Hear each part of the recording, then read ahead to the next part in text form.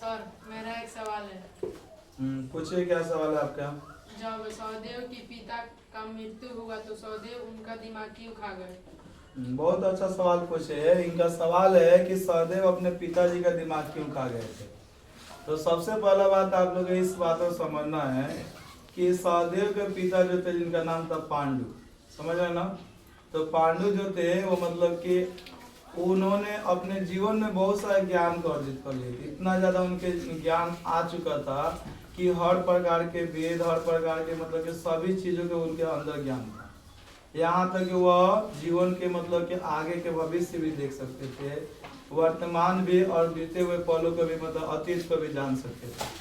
तो उन्होंने अपने सभी पुत्रों से इस बातों को बोले थे कि मेरे मरने के बाद मतलब कि मेरे शरीर के अंगों को तुम लोग खाओगे तो उससे तुम्हारे शरीर के अंदर भी ज्ञान आ जाएगा। अब माना जाता है कि जब उनके पिताजी पांडु का जब मृत्यु होता है तो बाकी अंगों तो मतलब कि मतलब बाकी चारों बेटों ने तो उनका मतलब कि किसी भी मतलब कि अंग को नहीं खाया था।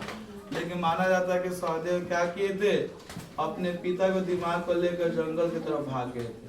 और जब वहाँ भाग के गए तो वह मतलब कि क्या किए, पहला बार जब उनके मस्तिष्क को जब खाए तो उनको पूरा मतलब कि अतीत का ज्ञान हो गया। मतलब कि इससे पीछे जो भी बीता था ना वो सभी किसी के जीवन के बारे में जान सकते थे, इतना ज्ञान उनके अंदर आ गया। दूसरा जब टुकड़ा खाते हैं तो पूरा वर्तमान का ज्ञान उनके अंदर आ गया। और जब तीसरा टुकड़ा खाए तो उनके अंदर पूरे भविष्य का ज्ञान आ चुका था। यानी कि वो आगे यहाँ तक कि कुरुक्षेत्र के युद्ध में आगे क्या होने वाला है, मतलब कौन जीतेगा कौन हारेगा वो अभी वो जान चुके थे, कौन मरेगा कौन नहीं मरेगा। लेकिन वहीं पर क्या होता है, कृष्ण भगवान आ जाते हैं, वो अभी उनके पीछे दौड़े थे और माना जाता है कि वो अभी आ गए थे उनके पास में। और इसलिए आके उन्होंने क्या कर दिए, कसम दे दी। कसम देकर क्या करते हैं, वो बताते हैं कि वो कसम देने के बाद में बोले कि इस बातों को तुम किसी से नहीं बताओगे कि मेरे मतलब कि अतीत में या मतलब कि वर्तमान में या मतलब फ्यूचर में भविष्य में क्या होने वाला है। और माना जाता है कि वह उस बातों को वह किसी से नहीं बताए, क्योंकि कसम यह दिए थे अगर तुम किसी से गलती से ही बताओगे तो तुम्हारे सर का मतलब कि 1000 टुकड़ा हो जाएगा, तुम मर जाओगे। तो जिसके कारण क्या होता है वो मतलब कि उस बातों का आगे किसी से नहीं बताए।